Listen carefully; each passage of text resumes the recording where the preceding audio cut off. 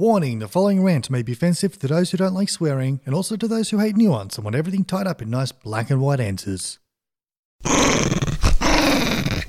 Alright, before I start this, I'm just about to record and I get a notification from Twitter. Donald Trump has tweeted and he says, Waiki Omarosa, who got fired 3 times on The Apprentice, now got fired for the last time. She never made it, never will. She begged me for a job, tears in her eyes. I said, okay. People in the White House hated her. She was vicious but not smart. I would rarely see her, but she heard, and then that's it for now. I don't really care. He's going to finish that tweet later, and I don't care to find out. But I mean, really, what the hell is happening? What is happening to this world? I mean, are these the words of a president? Are these the words of a leader? I mean, sure, it's the words of someone who people can relate to, I guess, on some level, but I mean, there has to be something that we expect from our leaders. This isn't it. This is not the words of a person who has the nuclear launch. This is the word of a petty, petty person. Anyway, but this isn't what I wanted to talk about. What I wanted to talk about. The other day I blocked someone on Facebook for the first time. Well, that's not entirely true. I blocked exes and stalky people before. People I didn't necessarily want knowing all of my movements. But this was the first time I blocked someone based on a disagreement. Someone whose ideas I found so vile and in some cases brazenly hypocritical that I just had to remove them to the point where there was no chance of accidental interaction on a mutual friend's post. And the first thing I thought after I'd calmed down from the latest argument was, what the fuck is wrong with me? I don't want to be in an echo chamber, shutting out any ideas that contradict my own. That's not how we progress as a society. That's not how I progress as a person. The whole ideal kind of reminded me, and this is just an honest coincidence, this actually happened, of the current scandal involving Alex Jones. For anybody fortunate enough to need to ask, who is Alex Jones? He's a popular conspiracy theorist, popular both with those who believe his insane ramblings and those who like to laugh at them alike. His so-called news outlet, InfoWars, has become kind of a media empire in itself. It's a pseudo-mainstream outlet for conspiracy theorists, all behaving as if they have some kind of common belief, when in reality, their ideas are not only wildly different, but in some cases wildly incompatible. But all they hear from each other is the mainstream media lies, and the rest of them is just white noise that they fill with their own thoughts. It is, to use a common vernacular, a shit show, a quagmire. It is also a shit show that is rather quickly being run out of town. Various different social media platforms such as Facebook, YouTube, Spotify and Stitcher and Apple, just to name a few, have either banned him and his show from using their sites to host his content or at least deleted some of his content. And having his platform removed from beneath him has been met with the cries across the entire political spectrum of a violation of free speech. Many in the progressive left are quoting Evelyn Beatrice Hall and misattributing it to Voltaire. I approve of what you say, but I will defend to death your right to say it.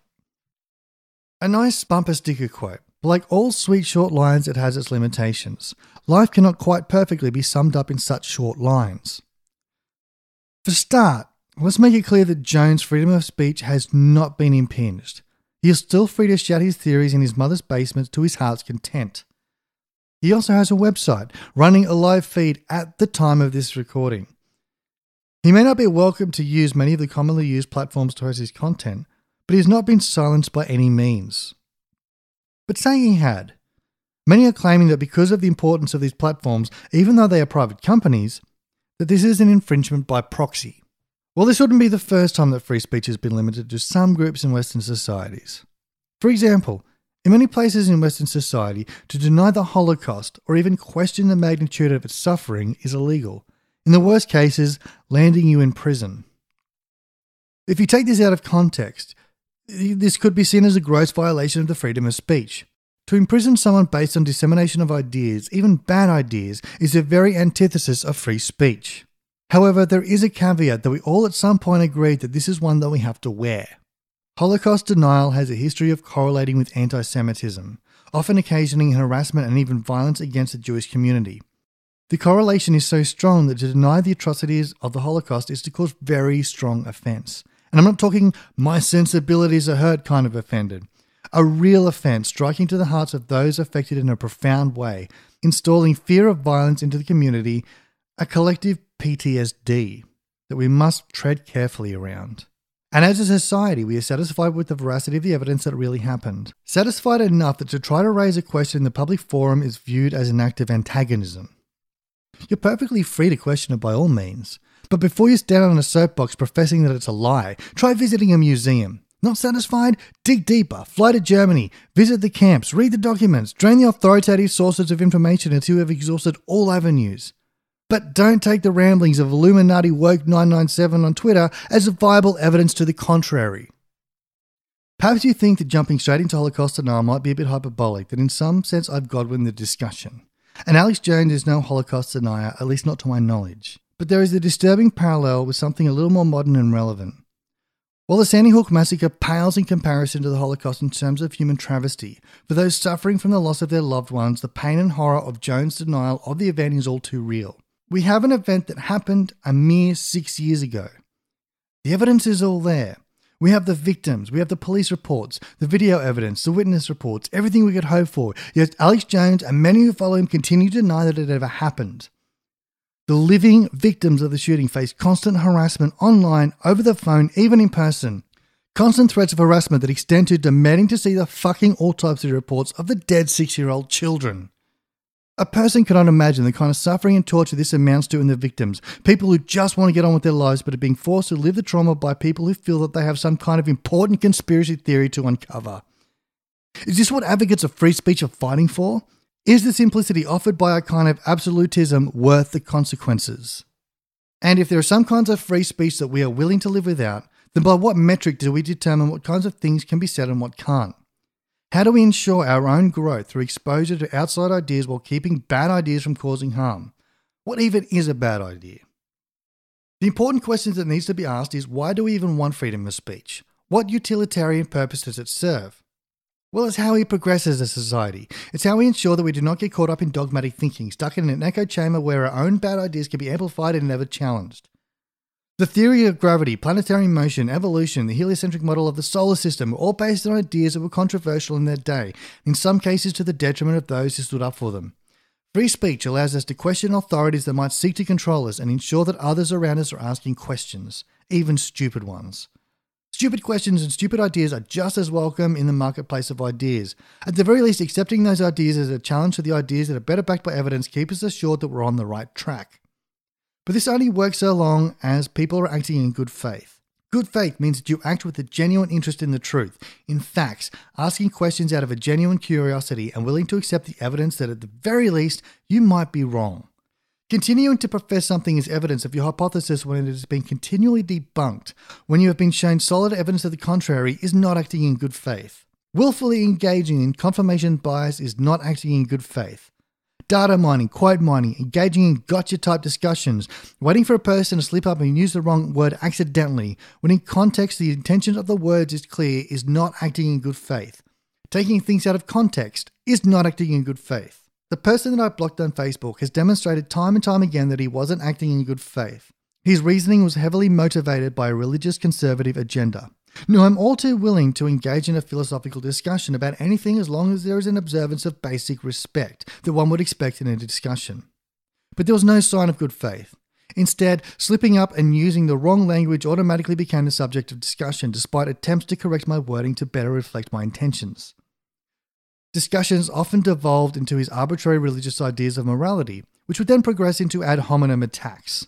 For example, questioning my morality because I support LGBT rights, which I found to be frustrating considering that I secretly knew through my friends in the community that he'd dated several of them that he'd met through Grindr. He'd present evidence of Trump's economic success via a screenshot from CNN taken out of context and posted on InfoWars. Never mind the data posted on the White House website that better clarified the data beyond the on-screen infographic that had been taken out of context. When presented with this evidence, his response would be to post something else off a right-wing conspiracy theory website, which was already a well-known source of bullshit information.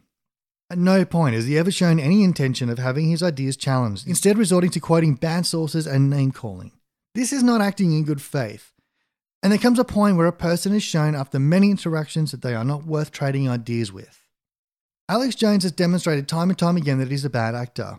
He threatened violence against those who contradict his ramblings, including the victims of horror that he claims never happened.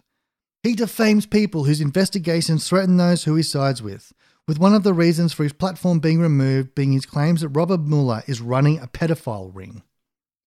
Generally, his intentions are to muddy the waters, to poison the arena of free speech. It is not free speech when a bad actor has a population convinced that anybody who presents contradictory evidence, and I'm talking proper evidence, is a paid shill for the establishment. We now live in a world where all Donald Trump has to do is declare fake news on anything that portrays him in a negative light, despite any evidence. Hard evidence is called fake news. Trump was shown live on television while the world watched, as he kept the Queen of England waiting for 15 minutes, but then declared to his followers that it was the Queen who kept him waiting. And his followers believed him. There are videos surfacing of him surrounded by supporters chanting, "Do we believe the media?" to the reply cries of "No." To quote Adam Hills, if he's found to have done anything wrong in the last election, it will be the media who report it. But if his followers don't believe the media anyway, then they're just going to turn against them. There comes a point where you have to recognize the role that players like Alex Jones have in fostering this kind of mistrust, and you have to recognize the danger that this poses to free speech. This is no longer a straightforward black and white answer. What we have to recognize is that in the pursuit of free speech, we are at risk of losing the very protections that it offers.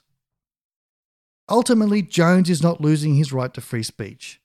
He still has the freedom to talk about whatever he wants to. He is at no risk of losing his life or liberty over InfoWars.